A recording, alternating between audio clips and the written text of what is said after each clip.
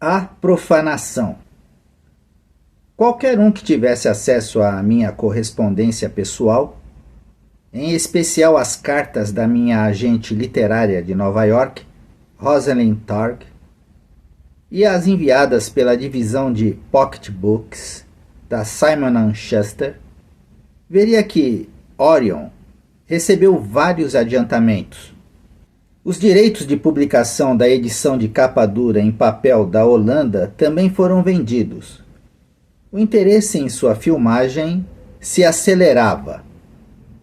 Naturalmente, eu tinha bons motivos para me sentir no melhor dos estados de ânimo. Continuei a afirmar para a imprensa que Orion era uma obra de ficção e que, a despeito da investigação independente da mídia sobre os suspeitos acontecimentos envolvendo Elvis Presley, eu fazia questão de manter a identidade literária de meu livro. Orion era uma obra de ficção. Eu enfatizava não haver conhecido Elvis Presley, nem ser íntima de sua família, ou ter ido a Memphis. Acentuava ainda que Orion fora criado antes da investigação da mídia e que, sim, eu estava tão surpresa quanto qualquer outra pessoa por ver o quanto aquilo que eu criara como ficção estava se tornando real. Houve as óbvias perguntas e confusão concernentes ao cantor Orion, assim como a possibilidade de dois mascarados, e as chamadas telefônicas com a voz misteriosa. Houve também inúmeros telefonemas de fãs que acreditavam que Elvis não estivesse morto e que me perguntavam se eu sabia de algo. Disse-lhes que não tinha qualquer informação real concernente a Elvis Presley ou a um acobertamento e que, na verdade, não estava coligindo dados, e sim concentrando-me no lançamento do romance. Orion foi programado para ser lançado em agosto de 1981. Eu estava em contato com o editor em Nova York e, devido a seu entusiasmo, ao adiantamento de $60.000, às cartas e promessas verbais, eu estava confiante que uma vigorosa campanha de publicidade seria montada. Afinal de contas, estações de rádio e televisão de todo o país, assim como a mídia impressa, já estavam focalizando Orion e, sem publicidade e total apoio do editor, qualquer livro enfrenta a morte quase certa. A primeira pista de que havia problemas me veio na seguinte carta de Pocket Books, 14 de maio de 1981. Prezada Gail, agora que estamos em meados de maio, é hora de começar a fazer planos para ABBA e para a publicidade de Orion. Espero que possamos nos encontrar em ABBA. Mais tarde falaremos sobre isso. Primeiro, eu gostaria de explicar a situação da publicidade de Orion. Há pouco tempo tive uma reunião com a advogada de Pocket Books em relação aos nossos planos de publicidade para Orion, a fim de evitar qualquer possível litígio sobre este livro. Ela nos aconselhou a não fazer nenhuma ligação entre Orion e Elvis Presley na capa, no press release ou em qualquer material que saia de Pocket Books, seja por escrito ou verbalmente. Como consequência dessas restrições, parece improvável que consigamos projetar Orion nos meios de comunicação de uma forma que corresponda às suas expectativas. Isto significa que não poderemos preparar entrevistas para você. Há, no entanto, muitas portas que nos foram deixadas abertas.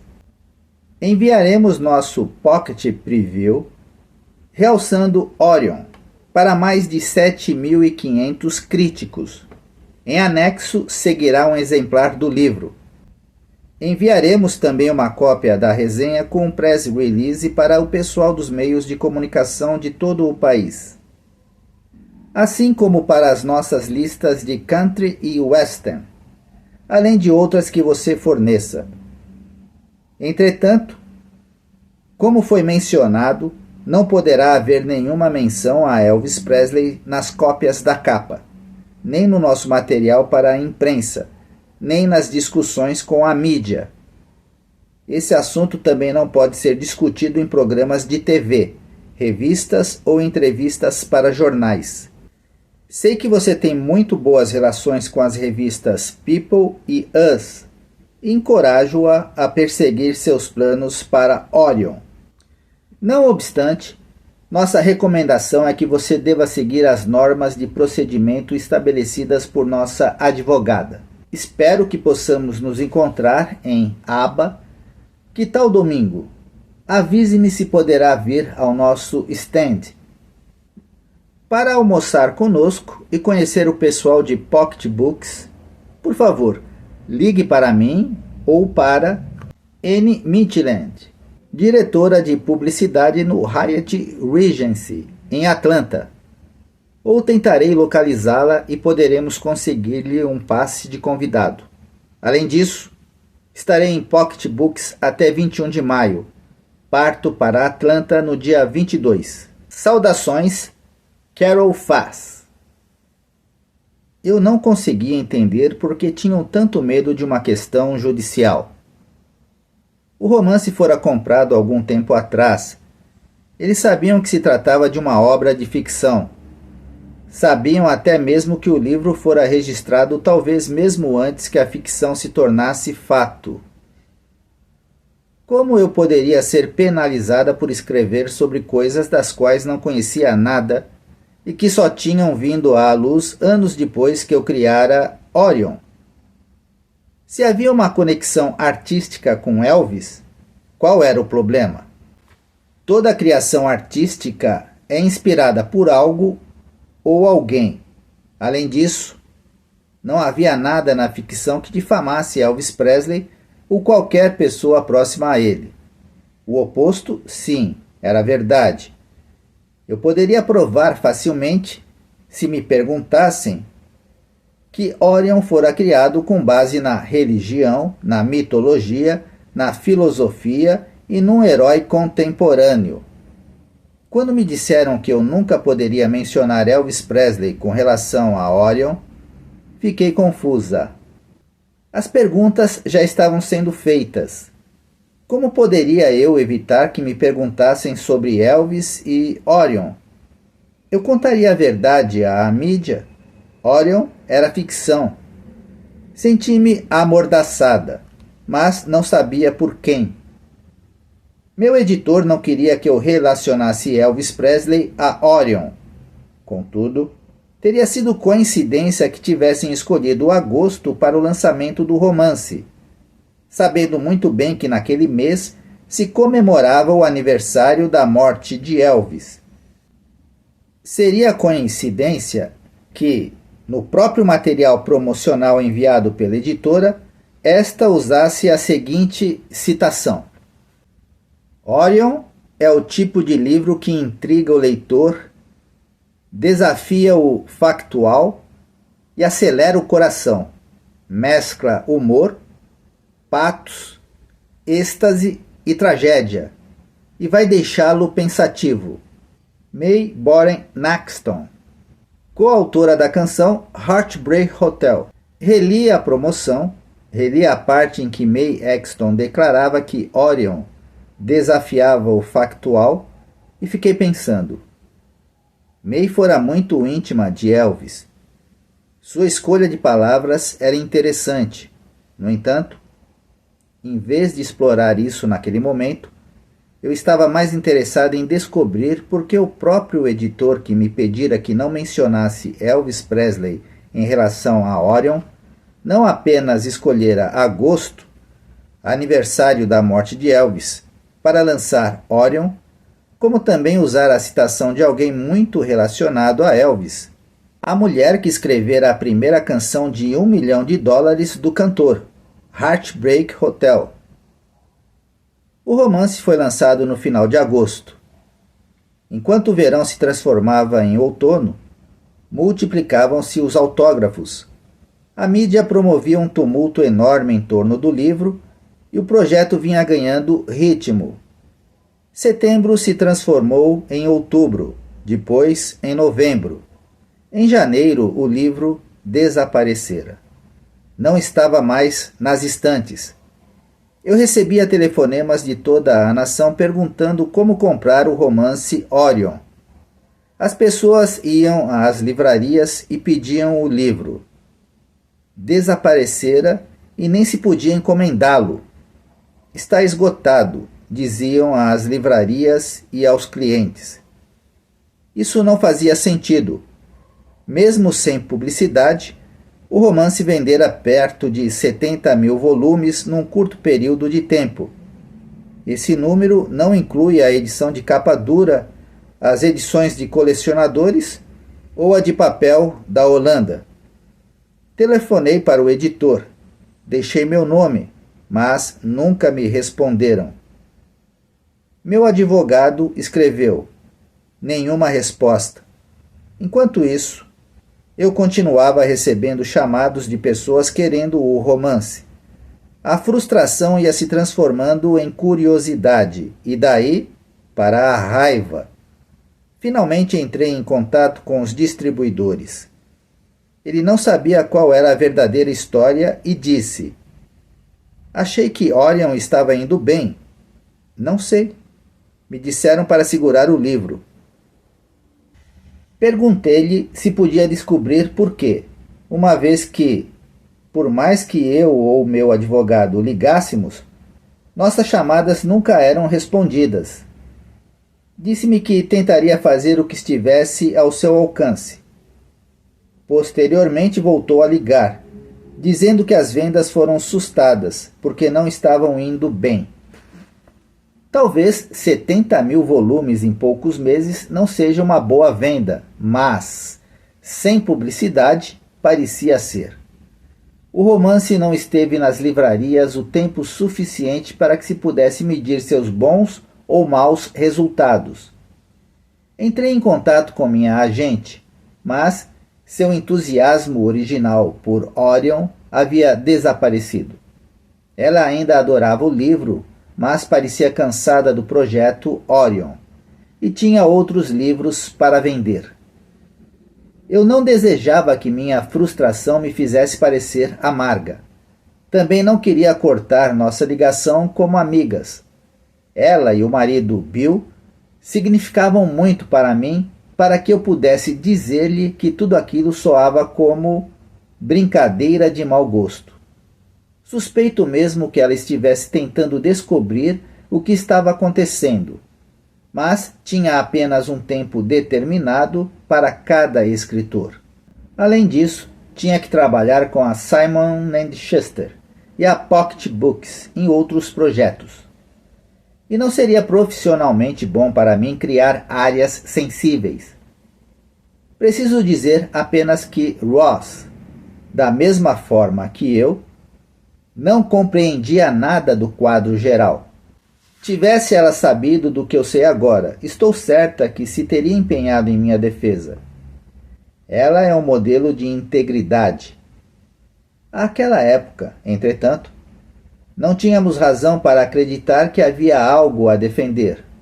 Ross também não sabia de minha história com a William Morris, o que não parecia ser relevante naquele momento. Foi-me permitido ficar com um grande adiantamento, mas eu estava também paralisada.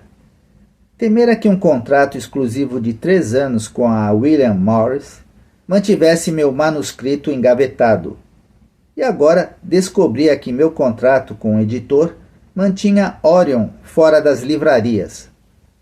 Quantos Golias teria eu que enfrentar? O que poderia fazer? Não mais detinha os direitos de Orion. Não podia vendê-los a nenhum editor americano. Contudo, enquanto chorava sobre o destino de Orion, tinha a sensação de que, em algum ponto, em algum lugar, alguém estava sorrindo. Pobre Davi. Golias era de fato um enorme gigante. Não tendo sabido que o livro desaparecera, o interesse dos cineastas em filmá-lo continuava. Eu não queria pôr em risco essa possibilidade e rezava para que algo acontecesse endireitando as coisas. Eu sabia ser apenas uma questão de tempo o pessoal de cinema se dar conta de que Orion não existia mais. Enquanto isso, outro livro escalava na lista dos best-sellers. Elvis, de Albert Goldman. Um trabalho que de modo nenhum fazia de Elvis um ser humano especial. Albert Goldman era altamente crítico em relação a Elvis e ao coronel. Os fãs em geral disseram não gostar do livro. Contudo, Orion, que era ficção e cultuava um homem parecido com Elvis, tornara-se alvo de medo. Por quê? Comprei Elvis e fiquei atônita ao descobrir como Orion parecia com Elvis. O Elvis de Goldman fora lançado recentemente. Assim, Orion não poderia ter usado Goldman como base de pesquisa. Fiquei ainda mais surpresa quando descobri a conexão Elvis-Jesus, uma conexão que eu não podia de modo algum detestar, mas que escrevera como ficção em Orion. Então comecei o capítulo 10 de Elvis. Minhas mãos começaram a tremer. Dizia respeito à estreita relação entre o Coronel Parker e a agência William Morris. Esta representava Elvis durante toda a sua carreira, e seu presidente, Abe Letzvogel, é um dos associados mais chegados do coronel. William Morris, Elvis Presley, Coronel Tom Parker, Bob Neal, Abe Letzvogel. Até ler Elvis, eu jamais soubera que a agência William Morris representara Elvis Presley e o Coronel Tom Parker. Nem Bob Neal, nem ninguém na Morris tinha me contado isso. As próprias pessoas que me haviam cortejado eram os melhores amigos e associados de negócios do coronel. William Morris posteriormente representou Priscilla Presley em seu Elvis and Me, que se tornou best-seller. Por todo o livro de Goldman, lê-se o nome daqueles que entraram em contato comigo, aconselhando-me a lhes dar um contrato exclusivo para a manipulação de Orion, sugerindo que eu não mostrasse o manuscrito a ninguém. Tornei a ler suas cartas, notei o quanto estavam ansiosos e notei também que o final de Orion é que era fascinante. Um final onde um cantor e seu famoso empresário mistificam a morte do primeiro. Seria possível que em nossa época tivesse ocorrido censura? Ou seria possível que meu romance tivesse esbarrado em algo? Teria Orion sido sabotado porque expunha um acobertamento? Como eu poderia descobri-lo? Quem conversaria comigo? Liguei para William Morris. Ninguém me respondeu. Tentei entrar em contato com o escritório de Nova York, o escritório de Nashville, o escritório da Costa Oeste. Nada. Teria sido possível que o pessoal próximo ao coronel tivesse me cortejado unicamente para me deter? Quem admitiria tal coisa? Todos concordavam que a William Morris era um gigante no mercado literário.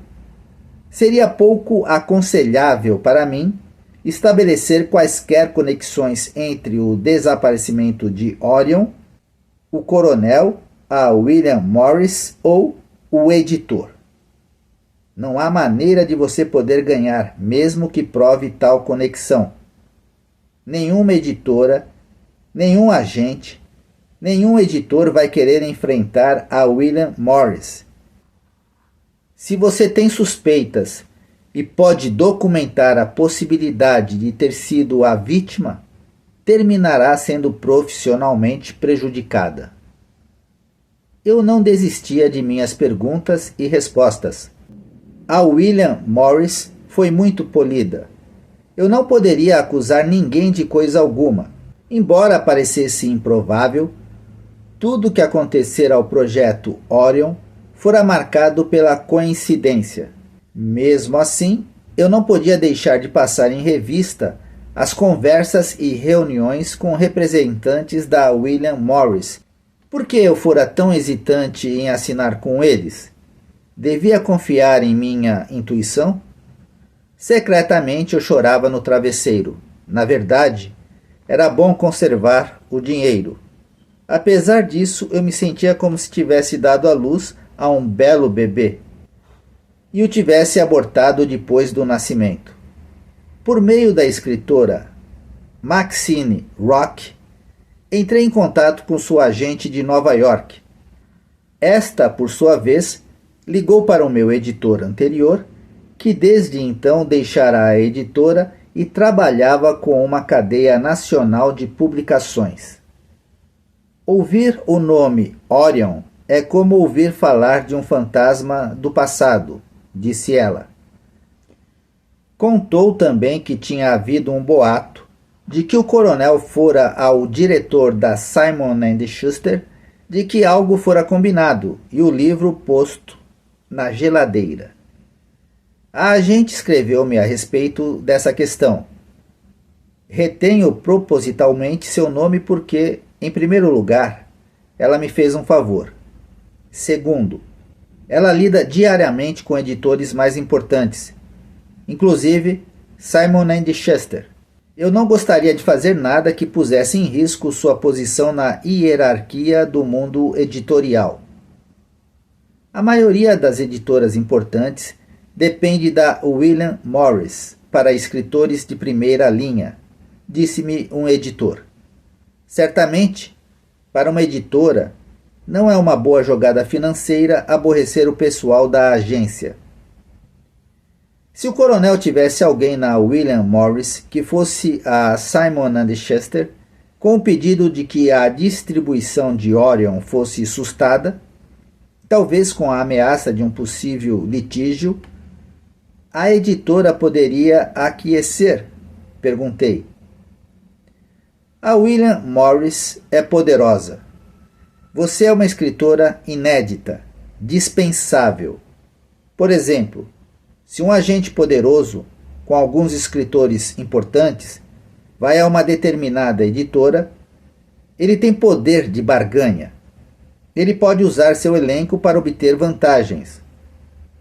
Multiplique essa teoria 1000 vezes com a William Morris e terá a resposta. Era óbvio que havia pouco que eu pudesse fazer. Podia provar o ocorrido com a William Morris. Podia provar a conexão do coronel e de Elvis com a William Morris, ou entre a William Morris e a Simon & Schuster. Podia provar que a distribuição de Orion fora interrompida. O que não podia provar era que aquilo tudo estivesse interligado. Duvido muito que o coronel tivesse entrado pessoalmente no escritório de qualquer editor de Nova York. Se a interferência em questão foi feita, seria mais razoável que o coronel tivesse usado seus representantes, neste caso, o próprio William Morris. Seria William Morris capaz de uma coisa dessas? Dando a todos o benefício da dúvida, tentei tudo o que foi possível para fazer todas essas coisas se encadearem, e via-me invariavelmente caminhando em círculos. Ao mesmo tempo, a carreira do misterioso cantor mascarado Orion também entrava em declínio. Acredito em coincidências, mas tudo isso era coincidência demais. Por vezes, sem conta, estudei as peças flutuantes do quebra-cabeça. Um livro de ficção, agentes, editores, o poder do dinheiro, um cantor misterioso, ou 2 deles, produtores de cinema e depois nada. Não consigo entender por que o cantor também desapareceu. Mencionei para um de meus advogados. Isso tudo pode estar ligado. Como você acabou conseguindo fechar um contrato de publicação do livro, talvez essa questão de Orion, cantor, tenha funcionado como uma salvaguarda. Não entendo. Pode ter sido outro modo de cercear o livro e de se certificarem de que ninguém o levaria a sério. As pessoas iam pensar que o romance era sobre esse cantor mercenário. Em suma, um estratagema, uma jogada publicitária barata. Tudo era esquisito demais para se acreditar, como também era esquisito demais que Orion fosse, sem querer, a erva daninha do leito de rosas de alguém. Eu era muito pouco importante para incomodar alguém. Ou não era. Contudo, sem planejar e sem nenhuma intenção, eu me tornara o eixo de uma roda de muitos raios. As pessoas continuavam a telefonar. Fãs me enviavam dados e indagações. Queriam ouvir o que eu tinha a dizer. No entanto, o que eu poderia dizer? Nunca fui íntima de Elvis Presley enquanto ele viveu. Nunca quis bancar Geraldo Rivera e fazer um trabalho de investigação sobre um suposto acobertamento da morte de Elvis Presley. Tudo o que queria era ganhar a vida como escritora de obras de ficção. Tentei deixar a questão Orion de lado. Minha vida familiar estava sendo prejudicada. Decidi dar meia volta e trabalhar no romance que havia começado antes de escrever Orion, e que agora tinha o título de Dreaming of the Vagabond. Registrei os direitos autorais do esboço preliminar em outubro de 1979. Isso é relevante face ao que viria a ocorrer daí por diante com o romance, e pelo modo como viria a se ajustar à problemática de Orion. Dreaming of the Vagabond relata a queda de um candidato à presidência devido a seus encontros clandestinos com uma moça. A imprensa investiga sua vida pessoal e torna-se responsável por sua retirada da corrida presidencial, deixando a porta aberta para um candidato popular negro. Lembrem-se, esse romance teve seus direitos registrados 8 anos antes do escândalo de Gary Hart. Em junho de 1987, foi publicado um artigo que trazia uma entrevista minha. Eis um trecho. Fiquei chocada quando li as notícias a respeito de Gary Hart e seus encontros com Donna Rice. Que fosse o poder da imprensa que o confrontasse com evidência suficiente para forçá-lo a se retirar da corrida presidencial, era mais surpreendente ainda. E quando a porta política abriu-se para Jesse Jackson, um poderoso líder negro, fiquei num estado de choque ainda maior. Era exatamente como o meu romance, que teve seus direitos registrados em outubro de 1979. Um dos meus personagens centrais tem o nome de Michael Garber. É seguido pela imprensa e finalmente sacrificado. A história de Michael Garber é surpreendentemente parecida com a de Gary Hart. Garber e Hart são idealistas e ambos são pegos com as calças na mão.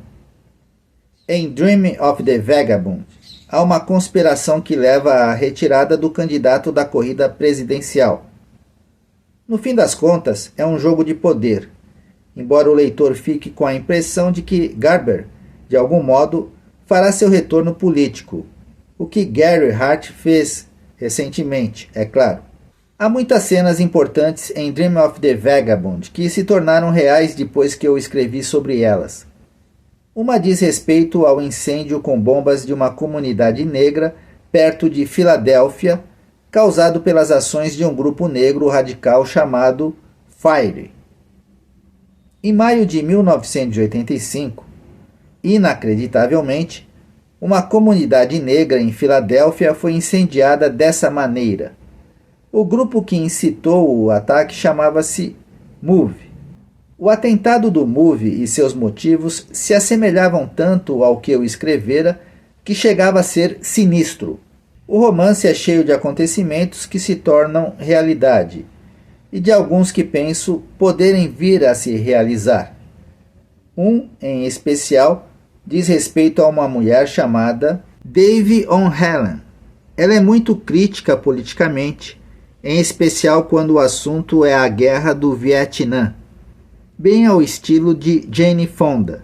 Em certo momento ela é contactada pelo governo americano para ir a Hanoi como uma agente secreta.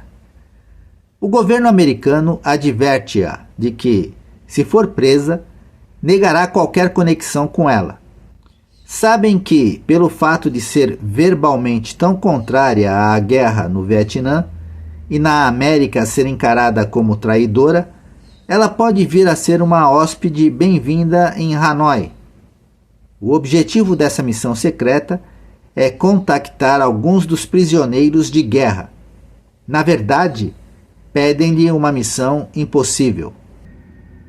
Dave concorda. Sabe que sua vida está na alça de mira. Sabe como será considerada. Sabe que jamais poderá contar a verdade sobre uma missão a alguém. Se o fizer, ninguém acreditará nela. O governo americano negará seu envolvimento e, moralmente, ela poderá pôr em risco a vida dos prisioneiros de guerra. Finalmente, ela é afastada da missão. Inteira-se através dos jornais de que Jane Fonda foi a Hanoi. Indaga-se então se a estrela ativista foi escolhida em seu lugar e se, em vez de traidora, Jane Fonda, na verdade, não seria uma heroína americana. Pessoalmente, acredito que tal possibilidade existe. Tenho grande respeito por Jane Fonda e por seu tipo especial de integridade, assim como o de seu marido Tom Hayden. Se eu continuarei acertando no alvo, só a história dirá.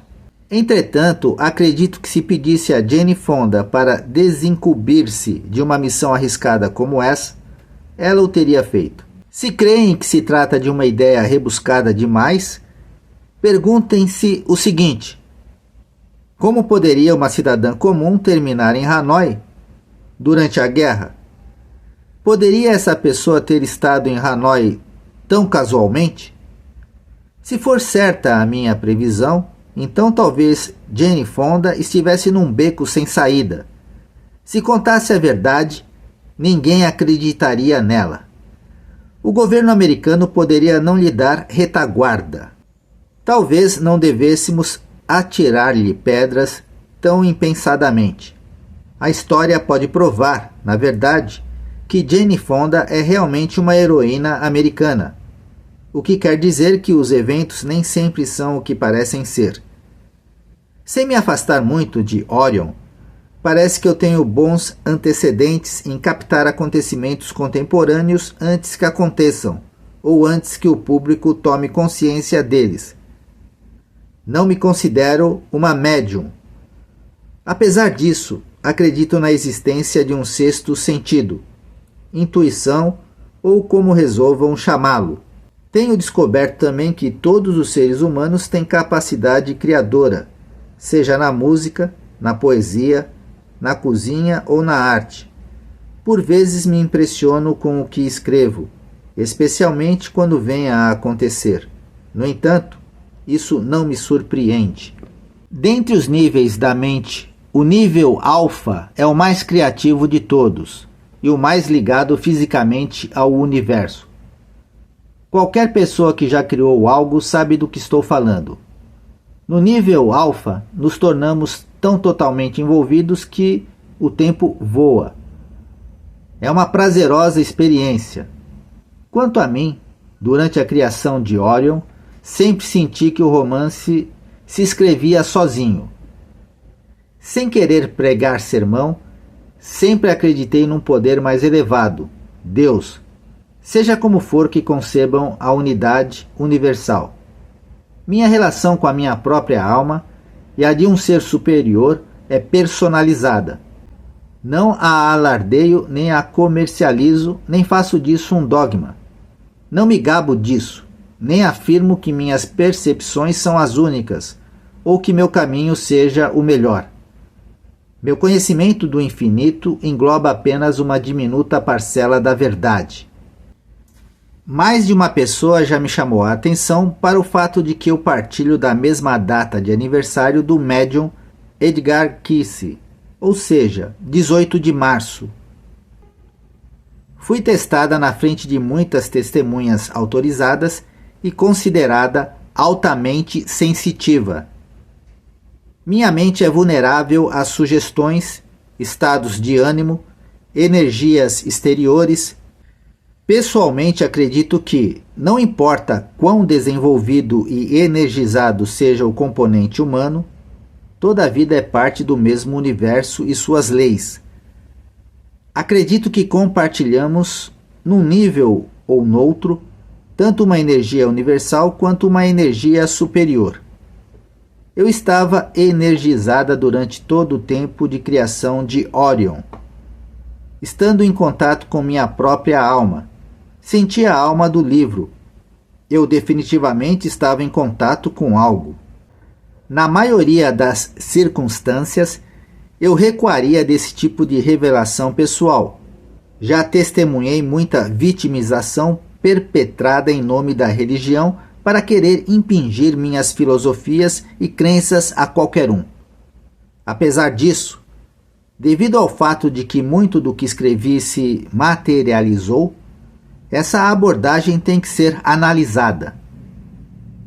Durante a criação de Orion, uma parte de mim sentia que Elvis não morrera. Entretanto, uma vez que acredito na vida eterna e na existência da alma além do físico, devo questionar se meus sentimentos de que Elvis ainda vive relacionam-se simplesmente mais à existência espiritual do que à existência física. Eu sou e eu fui, disse Elvis durante sua turnê final. Estaria tentando nos dizer alguma coisa? Final da parte 15. Elvis Forever.